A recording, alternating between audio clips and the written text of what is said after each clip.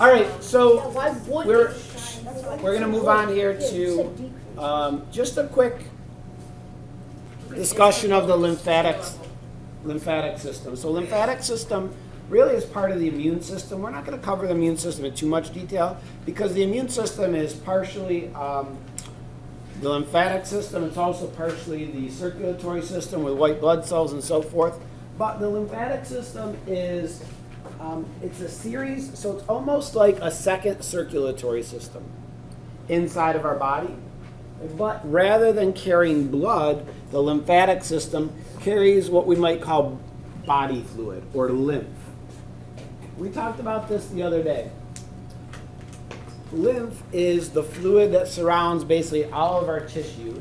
And where did we say it comes from? Plasma. Yeah, it comes from our blood. Some of the plasma gets forced out of the circulatory system's vessels and into the surrounding tissue. And that's what we call lymph. Okay? And so that lymph that surrounds the various tissues in our body, it has a job to do. One of the things it does, it allows diffusion of materials, but it also picks up pathogens, bacteria, has many white blood cells in it, and it helps to protect us from infection. So it works or is part of the immune system, and it is found throughout our body, this system of vessels that we call lymph vessels.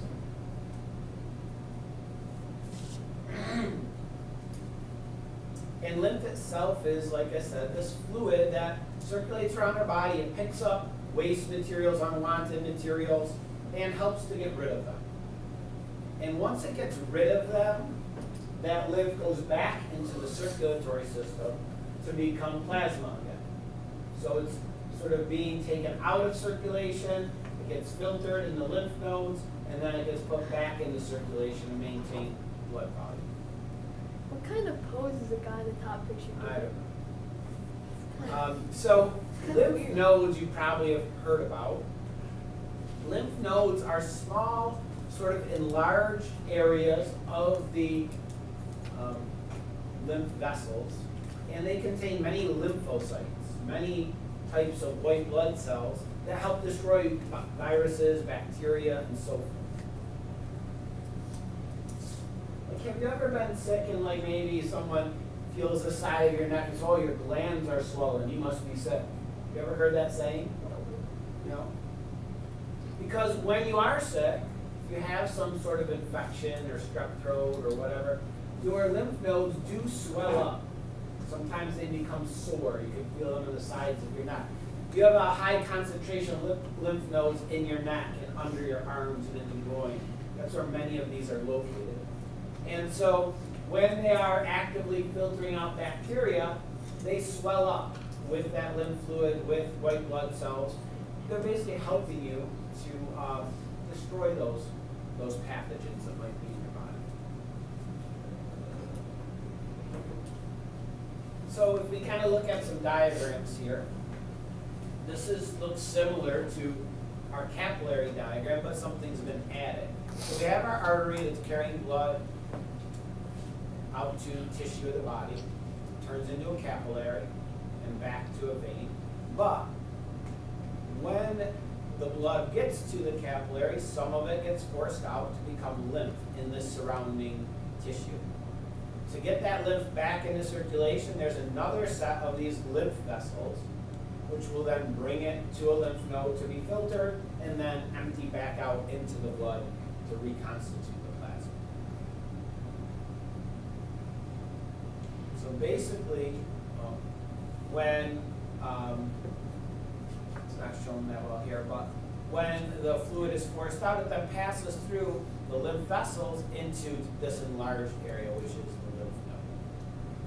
So we have several organs of our body which are rich in this lymphatic tissue, and tonsils, for example, the thymus gland, which is active in children, lymph nodes, the spleen, bone marrow. So those parts of the body help to filter out those pathogens and so forth. Your tonsils are in the back of your throat, sort of. They're this lymph tissue. And And some people, they're larger than others. Like, for example, my oldest daughter, she had really big tonsils. Whenever she got sick, they would swell up really big, and she had trouble breathing. And she got strep throat like 5 or 6 times in 1 year. So she ended up having her tonsils removed. And so sometimes, they don't do it as commonly anymore, but sometimes if a person has repeated infections and their tonsils are sort of blocking movement of air in their throat, they might remove them. And one interesting fact is before that, she would snore really bad all the time because she had big tonsils and they were blocking the flow of air, and that caused snoring. After she had her tonsils removed, she never snored anymore. Now, there are parasites which actually get into the lymphatic system. You don't have this slide. And so these parasites are worms. They're flatworms. And when they get into the lymphatic system, they stay there, they reproduce, they can become so numerous that they clog up the lymphatic system, and all of the lymph fluid starts to build up in the lower extremities of the body, especially in the feet and the legs. And those areas of the body start to swell up. And they can swell up to a huge degree. And it can lead to infections and pain and difficulty moving around and so forth. So to show you some pictures of people affected by elephantiasis. Some of the pictures are little graphics of those people that don't like that kind of stuff, so you don't have to look. So it's an obstruction of the lymphatic vessel.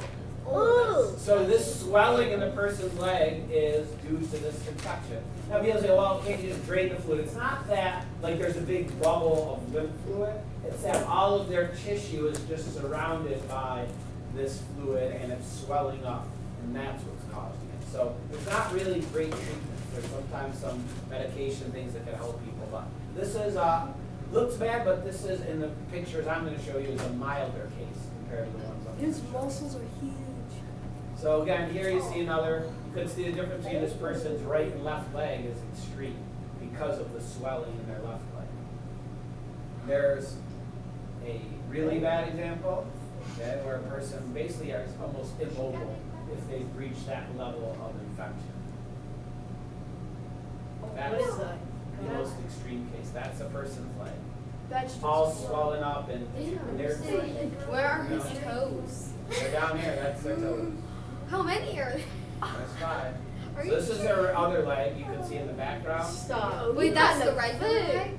In the background. drained it. Oh, it's like an elephant head. All right. So I want to show you a couple videos here that we can skip that will help explain the lymphatic system a little bit more. That's all the notes we're gonna. The last Oh, kind of little, not gonna lie. Actually, I'm not gonna skip. Well, yeah. it'll come back to the crash course one if we have time.